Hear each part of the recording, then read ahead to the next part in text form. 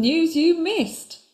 Good morning, everybody. Welcome to Monday, the 22nd of September.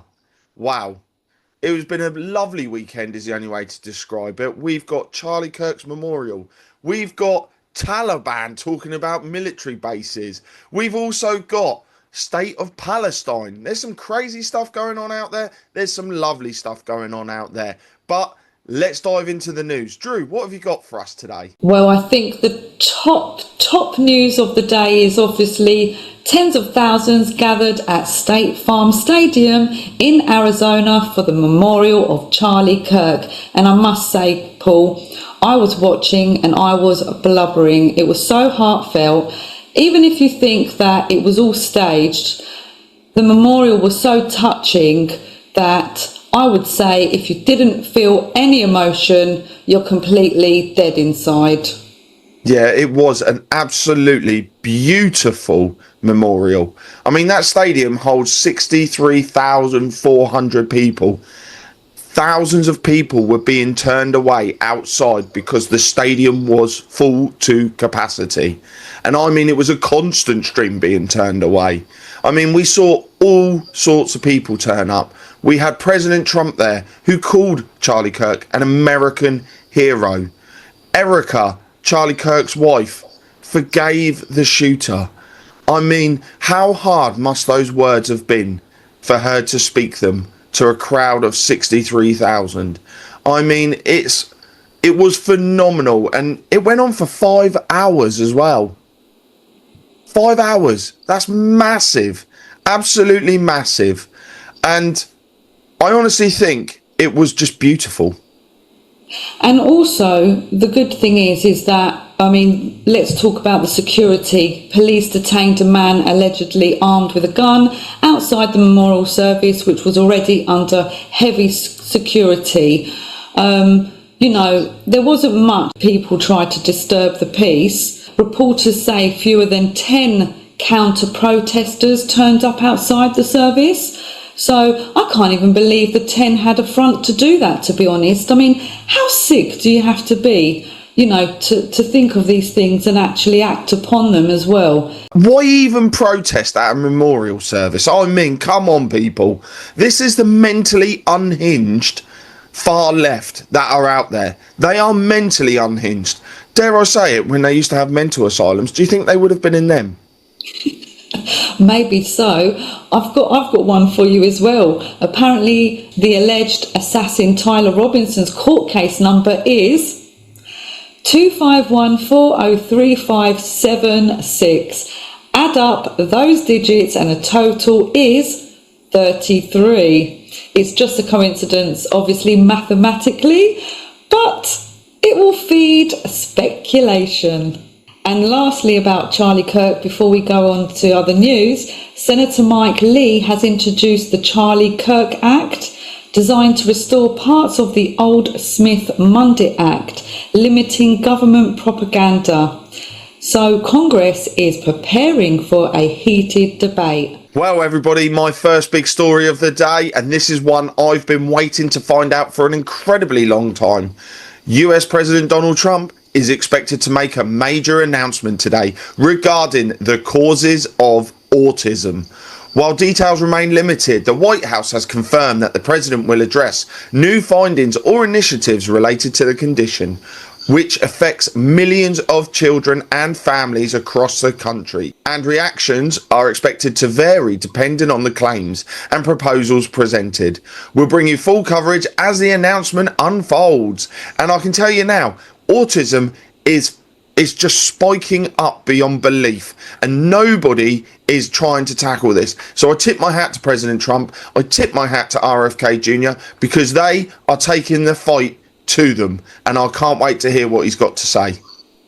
They definitely need Dr. Brian Ardis on board. He's absolutely magnificent, and obviously having an autistic child myself, I'm really skeptical about if they're going to bring us new news that we don't know of, because obviously you've done so many interviews with people regarding autism. Is it just for the normies to wake up to the fact that what's causing it? Or is it something that I will find out, something new perhaps? But detoxing all the way is definitely a must, in my opinion. Well, Drew, I think we're going to find out today, and maybe this will be a big swat at certain things, but anybody out there who wants to find out more about the causes of autism, check out our previous videos. I've interviewed loads of doctors. They are all coming out with the same stuff. It's food, it's whatever you stick in your arm, it's drugs, you name it. They are root causes for autism, but let's wait and find out, eh? Exactly. Well, my next story, Paul, is the UK airport cyber attack. Experts say, wait for it, who do you think's to blame? Go on, say Russians, I dare you. Exactly. Russia was behind the major cyber attack on British airports, including Heathrow. NATO coordination on cyber defence is expected. Digital warfare is now as dangerous as conventional attacks. Well, Drew, I'm a little bit nerdy around the edges. You can make an attack look like it's coming from wherever you want, and that is a hard fact. So I'm taking it with a pinch of salt, but yes, loads of UK airports and some other European airports were all hit over the last few days, and it did disrupt a lot of people's holidays. Well, note to self, it wasn't my son. Well, my next story, the Trump administration has announced new rules requiring journalists covering the Pentagon to sign a pledge not to publish unauthorized information. Reporters who refuse could lose access, and much of the Pentagon is now off limits without an escort. Press freedom groups and major news outlets have condemned the move, warning it undermines independent reporting and the public's right to know about military affairs. Officials say the rules are meant to protect security, but critics call it a serious First Amendment concern. I'm all for freedom of speech, but on this one, certain military secrets need to be kept secret, and having reporters wandering around quite possibly the most secure building in the US and listening to private conversations, everything else. So on this one, I think I'm backing up President Trump on this. Next up, Labour politics. Party insiders claim Ed Miliband is plotting a comeback against Prime Minister Keir Starmer. Leadership unity will be tested. Infighting risks weakening Labour ahead of the next election. Will you make a difference, Paul? What are you talking about, Drew? I'm not touching Labour or Conservative with a barge pole, because, let's be fair, those two parties have single-handedly done more damage to the UK in the last 50, 100 years than anybody else at the moment. They're just part of the uniparty. They all just pass the baton to each other and just do whatever their master's bidding is. That's the truth.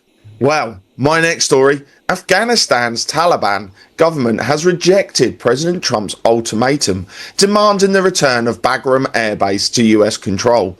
Deputy spokesman Hamdullah Fitrat said such demands violate the 2020 Doha Agreement, which guaranteed Afghanistan's territorial independence as US forces withdraw. The Taliban stress they remain open to cooperation with Washington, but insist no American military presence will be allowed on Afghan soil. Bagram, once the US's main hub for counter-terrorism operations, has been under Taliban control since the troop withdrawal.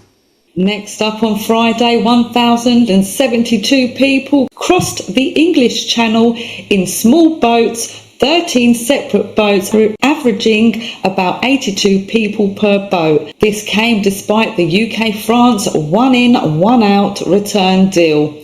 That deal means for every migrant returned to France, the UK accepts one migrant from France under certain eligibility criteria. It's meant to reduce irregular crossings. The Home Office says only 3 migrants have been deported so far under that deal. Oh, Drew, come on. This is all puff, smoke and mirrors is the only way to describe it. One in, one out. Well, that's not actually solving the situation. You're just swapping an illegal one for one that decided to give their name, address and passport details over. Well, that isn't actually helping the migration situation at all. And the fact that there's only been 3 means that this was only ever a token gesture.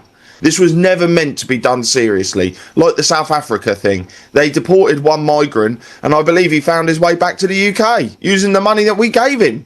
So you've got to sit here and laugh at these policies the government come out with. There is only one way to deal with this, and it's gunboats in the channel, stopping the boats physically, and then putting them all on some island off the coast that's very cold and proving whether they're very serious. And if they've ditched their passport, no way are they getting in. Just my personal opinion. Anyway, my next story. Cool, I went off on one then, Drew, didn't I?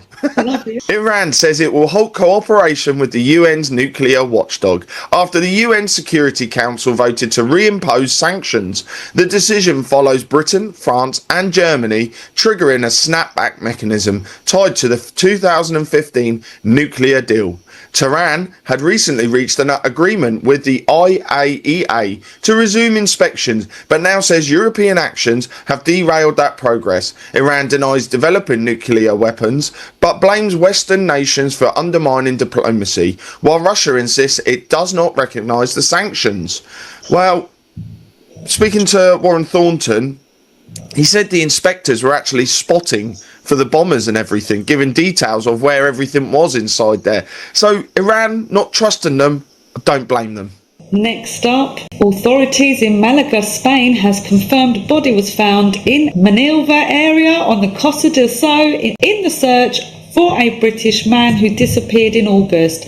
The man had been missing for some time. Local media reports he disappeared in August, and the find has revived investigations. Meanwhile, another case, a 76-year-old Clifford Wildgoose from Whitbury, North Yorkshire, was last seen in Marbella around 2 a.m. on Saturday. His phone and passport were left at a friend's apartment, and concerns mounted when his bank card was used multiple times. He was found nearly 48 hours after by a tourist near a supermarket, dehydrated and unaware of where he'd been, then taken to the hospital. Well, Drew, my next one. Portugal has officially recognised the state of Palestine, joining the UK, Canada and Australia in the same move. Foreign Minister Paulo Rangel stressed the decision is not against Israel, but in support of peace and Palestine's self-determination. The Palestinian Foreign Ministry has praised Portugal's announcement as a courageous step consistent with international law. The timing is significant, coming just days before the UN General Assembly summit, where the Israel-Palestine conflict and efforts to revive the two-state solution are expected to dominate the agenda. And my last story. News reports claim Russia secretly developed a special poison to kill opposition leader Alexei Navalny, who died in prison earlier this year. Yulia Navalnaya says 2 independent foreign laboratories tested biological samples smuggled out of Russia and concluded he was poisoned. She also points to CCTV footage from the day of his death as further evidence of a cover-up.